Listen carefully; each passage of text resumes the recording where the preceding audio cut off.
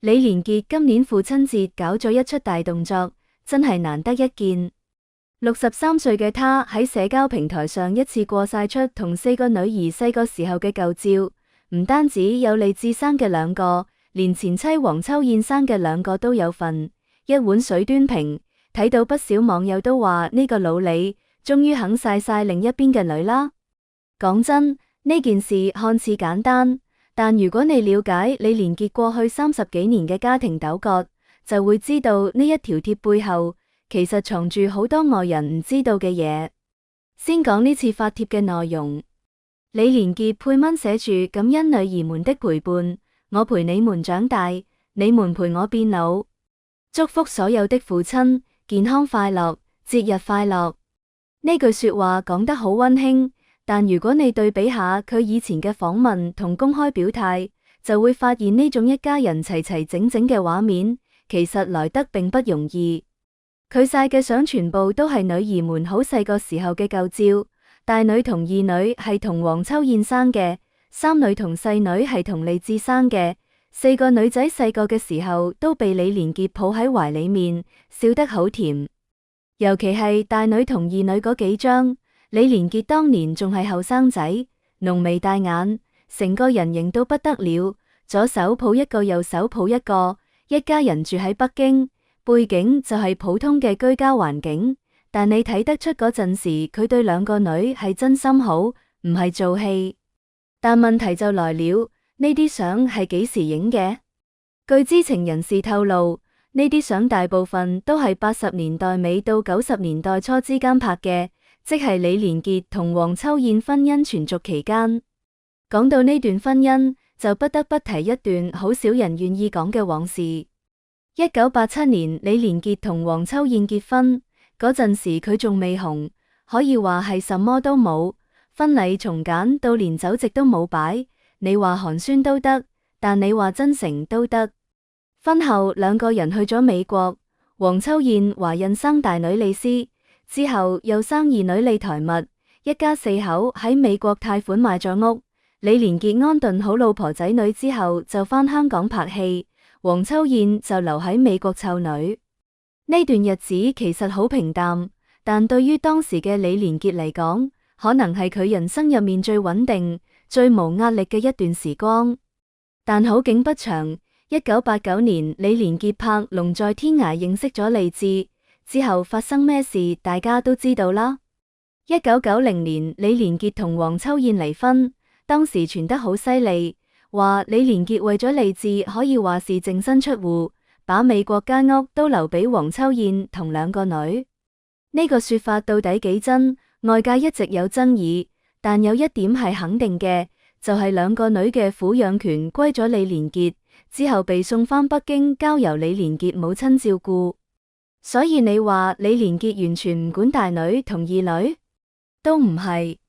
有一段時間，佢其實係有陪住呢2個女成長嘅，所以先會留低咁多父女合照。但呢段陪伴期其實好短，大概到2個女中學畢業之後就被送去美國讀書，而嗰個時候李連杰已經同李志喺埋一齊，有咗新家庭。講到呢度就要講下香港娛樂圈一個好現實嘅現象，你留意下就會發現。李連杰呢30幾年嚟公開露面，帶出嚟嘅幾乎全部都係李志生嘅3女 Jane 同細女 Jota。2個女仔由細到大都被李連杰帶住出席活動，紅地毯、頒獎禮、慈善晚宴，乜都有份。李連杰喺訪問入面講起呢2個女，語氣都係滿滿嘅驕傲，話大女考入哈佛，話細女性格似自己，講到眉飛色舞。但你幾時見過佢咁公開、咁頻繁咁講起大女同2女？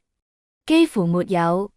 呢種選擇性曝光，搞到外界長期以為李連杰同前妻嘅2個女關係一般，甚至有人話佢對大女2女不聞不問。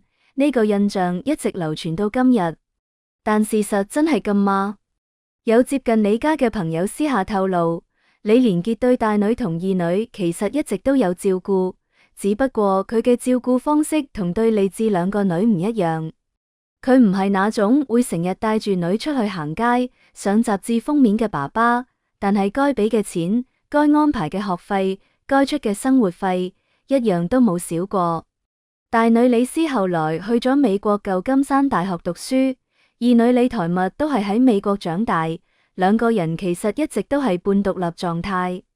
李連杰同佢哋嘅關係更加似默默關注多於高調秀恩愛。早幾年，李連杰仲試過公開一張照片，係二女幫佢做眼部檢查，佢配文話要聽女兒的話。呢條貼當時都引起唔少討論，因為大家先發現原來李連杰同二女係有保持聯繫嘅，而且關係仲唔差。所以你翻轉頭再睇今次父親節呢條貼，就會明白李連杰嘅用意。佢唔係突然間先記起自己有4個女，而係終於選擇喺一個公開場合，將兩邊嘅女齊齊擺上台面。呢個舉動喺香港娛樂圈嚟講，其實好大膽。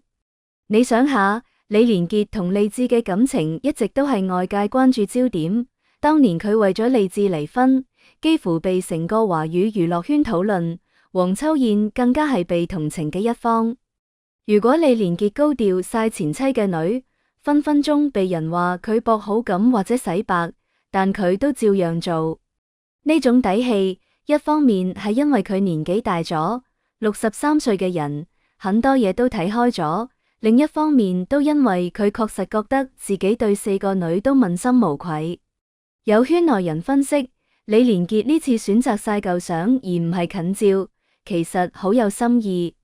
晒近照就意味着要展示現狀，而現狀係大女二女已經長大成人，有自己嘅生活，同李連杰未必經常見面。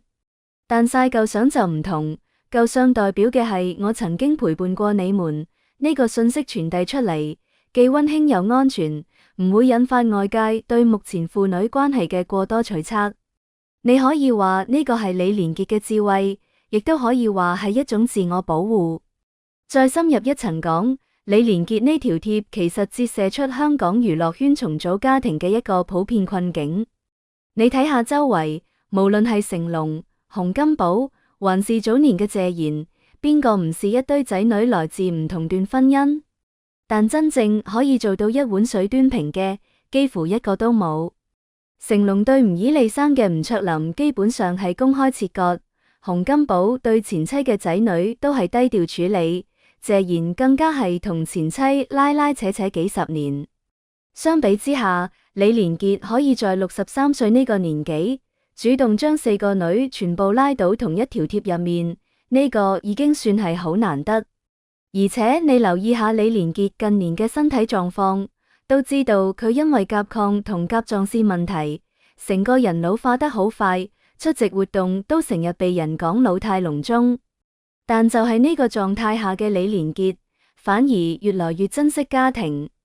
佢呢2年減少咗好多公開活動，將重心放喺修佛同陪屋企人上面。利智生嘅2個女已經大學畢業，大女更是考入哈佛，呢個對李連杰嚟講係好大嘅安慰。而前妻嘅2個女雖然低調，但據知都已經大學畢業，各自有自己嘅生活軌跡。4個女全部成才，呢個先係李連杰呢句你們陪我變老最大嘅底氣。有一個細節好多人忽略咗，就係李連杰呢次發帖用咗女兒們呢個詞，係複數，而且配圖係4個女嘅舊照各有出現。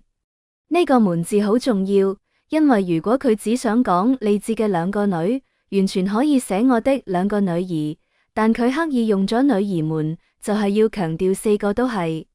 呢種措辭上嘅選擇，對於一個喺娛樂圈摸爬滾打幾十年嘅人嚟講，絕對唔係無心之失。講到尾，李連杰呢條父親節貼，表面睇係一個老父親嘅溫馨感慨，但背後係一段跨越30幾年嘅家庭敘事。由北京到美國，由黃秋燕到利智，由4個細女到4個大人，呢條路李連杰行得並唔容易。而且到今日都未必可以話係完美，但至少喺呢個父親節，佢選擇將4個女擺喺同一個畫面入面，呢個舉動本身就已經係一種態度。至於外界點睇，其實已經唔重要啦。63歲嘅李連杰，最緊要係自己覺得對得住4個女，呢個就夠啦。